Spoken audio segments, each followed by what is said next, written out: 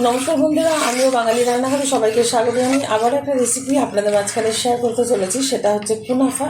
তাহলে চলুন দেখে নেওয়া যাক আজকের রেসিপি। ওভেনে একটা কড়াই বসিয়ে তাতে দিয়ে দিয়েছি 700 গ্রাম লিকুইড দুধ। এই লিকুইড দুধটা আমি এখন ক্ষীরে পরিণত করবো, তারপরে কীভাবে কুনাফাটা বানাবো সেটা আপনাদের মাঝখানে শেয়ার করবো। কিন্তু বানানো হয়ে গেছে, একটা বাটিতে তুলে নিয়েছি। এখন কুনাফাটা এই গামলাতে আমি সাজিয়ে নেব। কীভাবে বানাবো, প্রথমেই দিয়ে দিচ্ছি ঘি।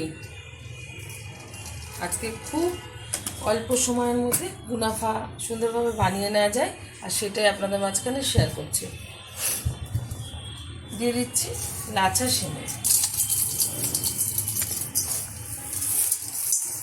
ভাবে সাজিয়ে নিয়েছি। এখন এর উপরে দিয়ে দেব ক্ষীর।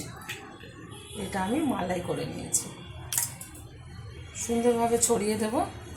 ভাবে কিন্তু মালাইটা ছড়িয়ে দিয়েছি। এখন দিয়ে দিচ্ছি এখানে 2 রকমের বাদাম, কাজু আর পেস্তা। আমি ছোট ছোট করে টুকরো করে নিয়েছি।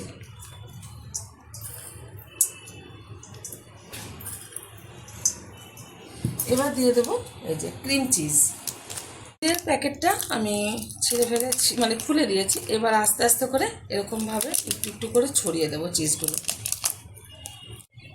40 মিনিট বাদে আমি ঢাকনাটা তুলে দিচ্ছি। কুনাফাটা কিন্তু এই যে হয়ে গেছে। এবার আমি নামিয়ে, ওভেন থেকে নামিয়ে ঠান্ডা করে নেব। আর কুনাফার জন্য আমি একটা সিরাপ বানিয়ে নেব। কুনাফার সিরাপটা বানানোর জন্য ওভেনে একটা পাত্রে পরিমাণ মতো জল দিয়ে কিছুটা পরিমাণে চিনি দিয়ে দিয়েছি। এখন দিয়ে দেবো একটু ফুড কালার। সিরাপটা তৈরি করে নিচ্ছি ভালোভাবে।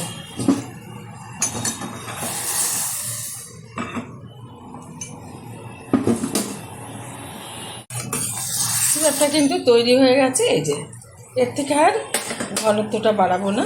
এখন ওভেনটা বন্ধ করে দিচ্ছি।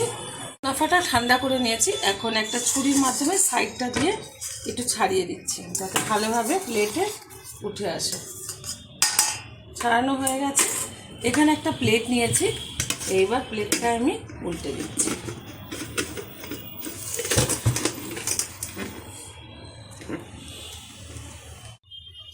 সুন্দরভাবে কিন্তু কুনাফাটা উঠে গেছে, আর উপরে একটা দারুণ কালার এসছে, ব্রাউন কালার। এখন দিয়ে দেবো এর মধ্যে এই যে সিরাপটা। আর এই কুনাফা কিন্তু এরকম অবস্থাতে কেউ খেতে যাবেন না। এইটা নর্মাল ফ্রিজে রেখে দেবেন 2 থেকে 3 ঘন্টা, তারপরে কিন্তু সার্ভ করবেন, তবেই ভালো লাগবে। দিয়ে দিলাম সিরাপ, দিয়ে দিচ্ছি বাদাম, কুচিয়ে রাখা বাদাম একটু গার্নিশের জন্য। আপনারা অবশ্যই এরকম একটা রেসিপি ট্রাই করবেন, আশা করি ভালো লাগবে। দেখা হবে পরের ভিডিওতে নতুন কোনো রেসিপি নিয়ে। ধন্যবাদ।